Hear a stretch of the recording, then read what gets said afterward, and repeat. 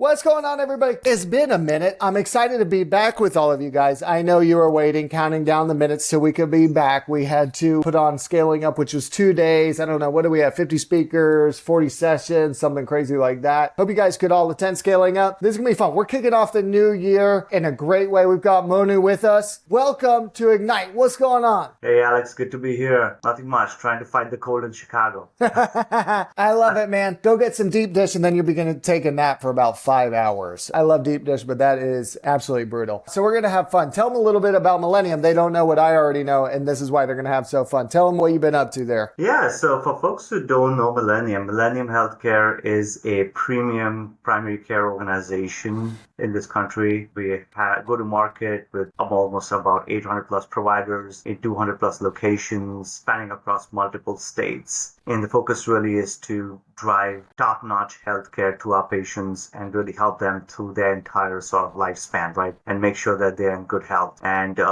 basically provide excellent customer experience. Y'all are mostly in the Southeast, right? Correct. Yeah. And so I looked at the MPG website and it seems like it's like immediate care, but also a variety of service lines. So the model is get them in with an acute issue and then hopefully be able to service everything around it. It's actually primary care, right? Okay. It's a PCP organization. So the idea is that we want to be your primary care provider. We also definitely have other opportunities and other services that we provide, right? We have immediate care services, we have lab, radiology, etc. But the focus is really PCPs, primary care.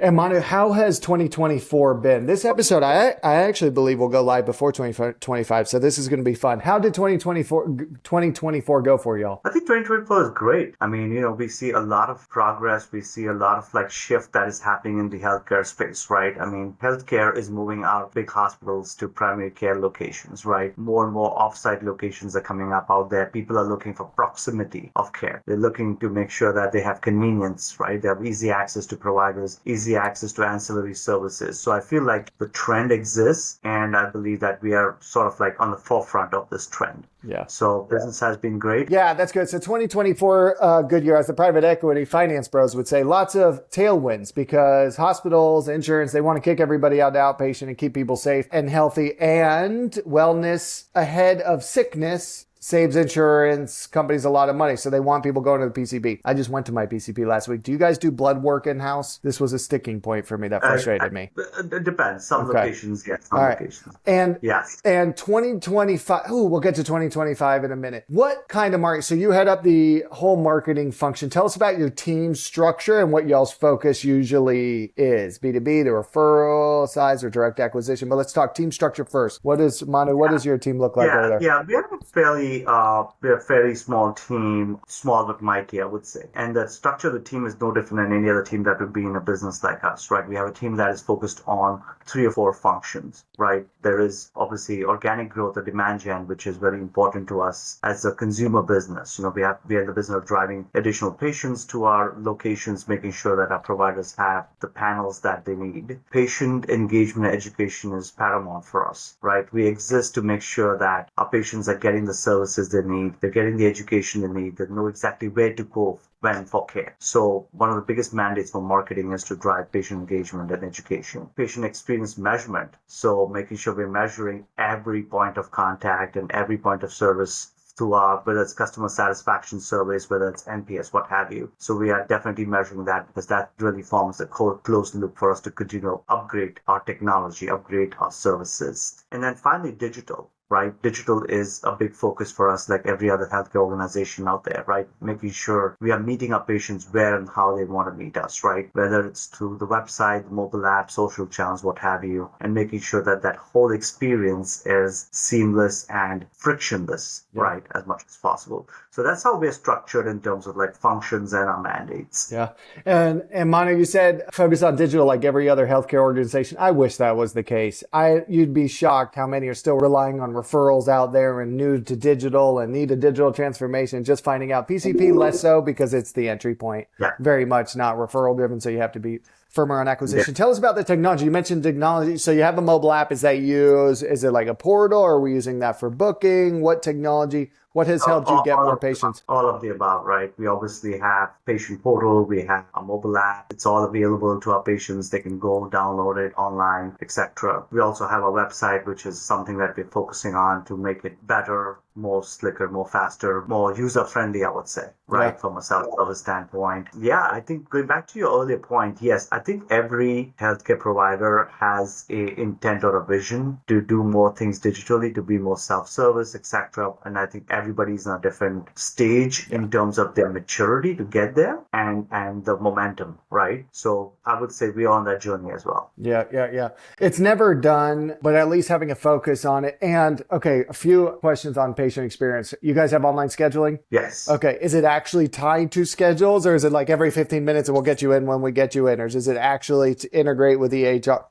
The schedules. Oh, awesome. Okay. You'd be surprised how many like vanity online schedulers we have. Phone, email, all that kind of stuff. All of the above. And is it tracked? Do you have good lead tracking system and appointment schedule tracking? For more so for some channels than the others, right? Yeah, and I would say that we are on such a journey where we have the channels. Tracking and attribution is something that every organization like us is trying to crack that nut, right? Yeah. How do we make that better? How do we do that every time? And then how do we tie all that back to some sort of ROI? Right.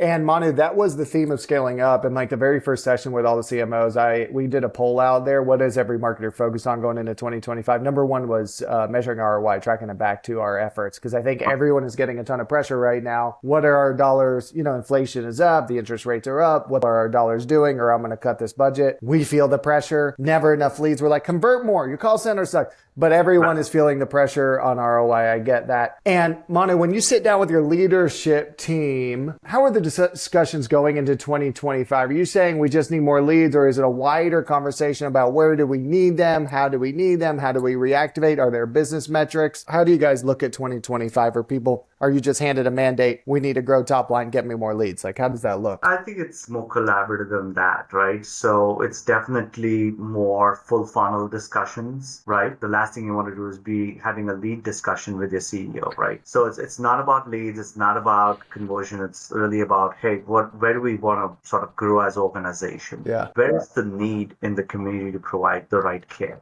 Right? Who do we need to hire in terms of providers, care teams, what have you? And what do we need to do from a marketing standpoint to actually make sure that our communities and our patients are getting the care they need? So I think it's a very holistic discussion. And of course, we are a business, so we have to make sure we also look at this from a financial lens. But I would say it's a very collaborative discussion between the marketing team, the finance team, the operations team, and everybody else needs to come together to almost form like a RevOps team, right? RevOps. We also did a poll of what marketers should be called. Number one was Chief Growth Officer. I don't think we want to be called marketers anymore because we are in charge and have to think about so much. What you just heard Monu say is really important. You don't want to have a leads discussion with your CEO. And that's what I was trying to get at. Too many marketers are focused on, I need to drive more leads. I need to lower CPL, get appointments up. It's actually not how your CEO is thinking. We need to drive more top line revenue. Monu, is it just experience? How do we get more marketers or growth wizards, whatever we're called now, comfortable with sitting at the table and having top line, actual financial discussions? Revenue, where do we need it? What's going to drive EBITDA? Like, how do we get to where you are? I think it starts, a couple of things come to my mind. One is, as simple as it sounds, understand the business better, right? Understand how you make money. Where does the money come from? Right. What are the channels, patients, not in our case, patients, but let's just genericize it. Which customer segments are driving the revenue? Which patient segments or customer segments are profitable versus not? So you got to spend enough time with your finance buddies to really understand those metrics, what they mean, how they calculate, how do you make money. And I would take that then and bring it back to the marketing organization and see, okay, if here's where we want to go as an organization, what percentage or portion of that growth can be something that marketing can, own and drive. And when I mean own and drive doesn't mean you just own the lead numbers. No, you own the actual final number. Right? There's accountability there, and then you got to be open to that accountability. right? The skin in the game. A lot of marketers don't want to have the skin in the game. That's where you don't get the seat at the table if you don't have skin in the game. That's fair. Let's call a spade a spade. A lot of marketers don't want to have, like, we want to drive leads. Guys, that's marketing associate manager type stuff. If you want to be director, VP, CMO, like, you have to be comfortable tying your name to the business result. And what you did not hear Manu say was you need an MBA or a master's in finance. No. You said you need to go sit down with your finance buddies and figure out how this business makes money. It's so dirty in healthcare. How does the business make money? We're here to serve patients. Yeah, but no margin, no mission. So figure out, even in PCP, like getting them then young for a physical, is the LTV longer, et cetera, et cetera. Just examples, but please learn how the business makes money, or you're never going to get out of the marketing position that you're in. I think that's this is customer based, right? So not every customer is alike from a needs standpoint, from a behavior standpoint, and even from a profitability standpoint. And nobody else in the C-suite is mandated or owns this more than the marketing, like the CMO, is to understand the market, understand the customer segments, understand the needs. And basically, I think the last thing you want to do, the biggest point of failure which I've seen, is trying to be everything to everyone right out there. You don't want to go after all the customers the same way, or maybe not even go after all of them at the same rigor. So how do we get more targeted and do things well and measure them at the right level? I think that's what is going to make it successful. Yeah, right? And it's the enigma that we all love trying to figure out how to solve that never fully gets solved. When you said like learning the communities, because we were saying, how do you know where to place emphasis? How do you learn the community? You guys have 800 providers. How many locations? 200 plus. 200 locations. Are they all Millennium branded, or they all have their own PCP names? Millennium branded. Millennium branded. That makes it a little easier. It's not House of Brands. How do you get to know 200 community? Like, what are you looking at to figure out where to place emphasis? Is it demand, rural, urban? Is it providers? And how many job recs we have? What do you look at to figure out Q1? Yeah, that's where I think as a marketing team, an organization like us, you have to have really good open lines of communications with your people on the ground, right? You have to spend time in those clinics and with those teams. You have to interact with those, I would say, like a better term, operational folks, right? Your operational leadership, because they know their communities better. No market research, no survey is going to get you the data and the insights that people who actually work in the community can get you. This is where, in our world, our providers, our physicians who really understand their patients, they're so critical to our marketing success, right? Because we might sit in a corporate office and try to paint everything with the same brush, and that's never the case, right? Every community is different, every county is different, every region is different, every state is different. So Manu, we just found out he is a Diamond Medallion member at Delta because he is traveling to these 200 communities all of the time. I do.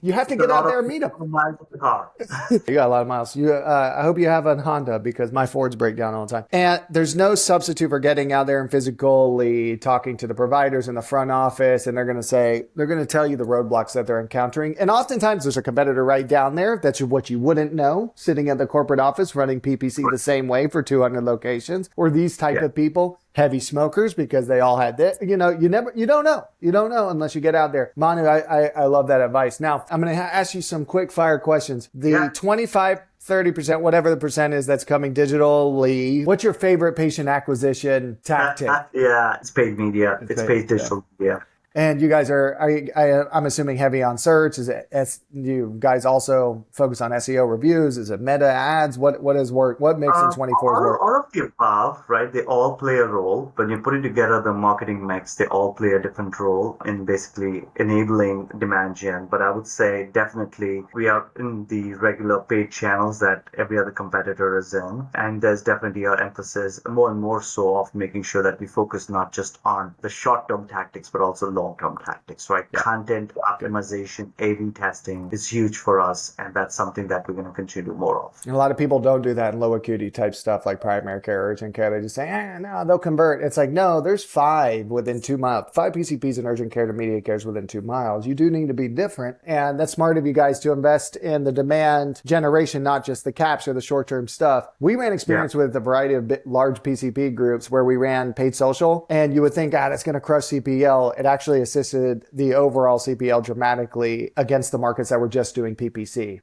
So Yeah. when the CEO is saying like, man, what was the value of all those meta ads that we run and we spent 100K on? It's like, yeah, well, the overall lead volume went up and the appointment costs went down, buddy. So it's harder to prove those things. Now, technology, I know you love regulated industries. You've been in finance. I So don't know about it. I love them, yes.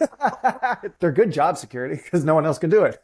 So what's one of your favorite pieces of technology you've used to help reach patients better? I would say, I don't know if it's favorite, but I would say it's the most important piece of technology investment I've made is a customer data platform. A lot of things we do in marketing today is so heavy data and analytics driven, and without a very robust customer data platform, it's going to be literally impossible for us to do the things we're doing today, running multiple campaigns, pulling data out, building the dashboards, and really, at the end of the day, it's all about attribution, right? Yeah. Attributing the investments we made to the ROI, right, to the revenue, etc. So CDP, or as they call it, is, I would say, the most important investment, and it's probably the hardest implementation. I was going to say, I want to caveat because the smaller groups, they need like a small engineering team sometimes. Like, don't do this. What size is right? What has it helped you specifically do? What size provider group? Like, when do you think it's appropriate to go get a CDP, or like you've reached this maturity stage in tracking your advertising? Like, what's the roadblock? And you said, we need a CDP now. That's a very tough question to answer. I don't know if I have a real answer for that, but I think if once you are let's just say 100+ location provider, right, and you have a need to drive additional customers, and you're running on all cylinders in the sense you're doing life cycle marketing with your patients, you're doing customer acquisitions, you're doing events, etc., and you want to tie all that together and really come up with an attribution model, or even if you want to create some sort of like predictive models, like in my previous roles I have created, using the CDP data, we have created propensity to buy, propensity to churn, and all those different models which are predictive and telling us exactly where marketing needs to go, spend its dollars and limited resources. All those rules point back to creating a CDP or something like that, right? It doesn't have to, you don't have to go purchase a multi-billion-dollar platform off the shelf, but can you start to build some sort of warehouse for marketing to house its data with the right data structures and the right sort of like mechanisms to push data and pull data out? Yeah, I love it. And the predictive modeling. And then you look at that and you say, we need to reach Sally Smith. She hasn't been back in 8 months and we know she had this condition. So it's like a lot of groups, and I can kind of answer my own question, I think now, a lot of groups aren't even doing the demand capture stuff that well. So get your demand capture correct. And then you're going to start evolving in demand generation and upper funnel and advertising and TV and billboards. And then you're spending a ton of money and you're like, we don't know what else to take this. So it's the next iteration. If you don't mind me asking, everybody wants to know what tech everybody's using. What CDP did you guys use at Millennium, or are you using? So at Millennium, we're still working on getting one. Okay. We're still building one in house. We've got great recommendations. Our friends love a variety. Yeah, absolutely. Okay. And real quick, we've got a lot of marketing directors that listen to this and are looking to make their next hire. You have a unique opinion on hiring. What do you look for in your colleagues? So for me, I think I have a little bit of a different view of how I hire people. A lot of people hire based on pedigree and skills and have you done this 3 times? Great, awesome, come do it for me. That's important. Yeah. That's really important, right? So if you've done the work, say for example, if I'm looking for a data analyst and the data analyst done work in the healthcare space, that's a big plus. But for me, it's a combination of attitude and skills. So I almost hire 50% on attitude and 50% on skills. And sometimes that's a little bit controversial because I can teach you skills all day. No problem. I can do that. But if the person I'm bringing in does not match the organization in terms of culture and attitude and the pace, we're going to have a big problem. Yeah. So I focus a lot more on the drive and the ability to operate independently, the ability to learn, right? Or the hunger in the belly, right? To learn, the curiosity for me is paramount. And I would say I've made hires in the past where they've not really checked all the boxes from a skills and experience standpoint, but they've checked all the boxes from the attitude, ability to learn, and curiosity. I like that you said pace. That's actually an issue I've seen is like it's harder to detect whether this person's going to have the urgency or not, but because Cardinal runs so fast, that is a roadblock for a lot of people that have the pedigree. So I'm with you. You actually taught me something. We have Cardinal values for pace, attitude, urgency, extremely important. They can pick up the marketing skills in seconds. 6 months, I think. What we do is not Right. rocket science. Right. Other than There's a framework that I use, which I kind of just coined a few years back, and I've used it to not just to measure new people coming onto my team, but also myself and my own teams. It's called the AAA. So it's basically accountability, agility, and alignment. So are we moving with accountability? Are we owning the numbers, the metrics, the targets? Are we moving fast enough, breaking things, trying new things out? Because marketing is all about experimentation. That's it. Yeah. I mean, I don't have the answers to everything. Yeah. In alignment, are we bringing everybody along? Because marketing is such a cross-functional team, and I will tell you on a daily basis, I need to tap into at least 3 to 5 teams within the organization to get my goals, to meet my goals, to get anything done. Yeah. You know? So are we bringing everybody along and making sure that there's pure alignment across the organization? So I call it the AAA framework, and I use it daily to measure myself and my team members. Accountability. What was the second and third? Agility and alignment. And alignment. I love bring everybody along with me. That's good. We call it MOPS, marketing and ops alignment. That's a better sentence for it though. Bring everybody along with you because you're going to need them and they're going to vote on whether you're going to be useful. And you need them to figure out where to place the marketing emphasis, and you need their help to convert the leads and everything else we're driving. And if nobody wants to, that's good. That's important. We heard that a lot. And a lot of marketing leaders now are working on like shared dashboards with their leadership team so they can see what we see. Less questions, more buy-in, all of that kind of stuff. You heard the 3 A's from Monu. He's giving us headlines. I love it. Monu, this was fun. One more last question because I've got you over time and I broke my promise of getting you out of here at 11:30 Central Chicago deep dish pizza time. In 2025, what is the one area you're going to place more emphasis than you did in 24? It's growth. Yeah, looking more for, which means what sacrifices? Caring slightly less about? I don't know if there are any sacrifices, but I think it's a fine balance, right? You got to grow the organization, but at the same time, you want to make sure that you're not overseeing the needs of your existing customers, the engagement that we need, the lifecycle marketing. So I would say it's just making fine balance on a daily basis. Yeah. It definitely is going to change our media mix quite a bit. Yeah. In terms of where we invest, how we invest, etc. Yeah. And it's definitely going to make us much more agile, right? We have to move at a higher speed than we have in the past. But I think the things we do at core in terms of marketing they still stand the test of time. Yeah. It's almost like shifting focus. Even if we don't do a ton of tactically different things, it's shifting focus. Like guys, and Monu, you probably put in the framework, great website, great scheduling, great tracking. Pretty like good enough, and now we can focus more on driving more demand into the machine that we built because you spent and measurement. Sorry, I forgot to mention measurement is key because all of us in marketing have way more data. We have very little information and we have extremely few insights from that information. So it's about how do we take that data and create it into insights and then drive actions from those insights. So that's going to be a big focus, and that's not like something you do overnight, right? It's going to take us time. It's a journey we're on, and it's going to probably take us another year or two to get there. Data democratization, getting the data clean to where you can use it. And then Monu, if any of us marketers have job security when AI tries to take it over the next few years, it is on analyzing data and coming up with what we do next. Like the robots are going to take all of the PPC button pushing and SEO content writing, kind of already are. But the strategy and where do we go next will hopefully be done by humans for a long time. So you heard it from Monu. Oh man, I hope so. I hope AI doesn't mature to a stage where they can do that as well. Dude. Or do that, correct. Yeah. It's going to be a while, but I'll see you in the mountains when it does. We'll both just be hiking every day because we will be out of jobs. Monu, thanks for joining us on Ignite. We appreciate it and we love it. Thank you. Thank you so much.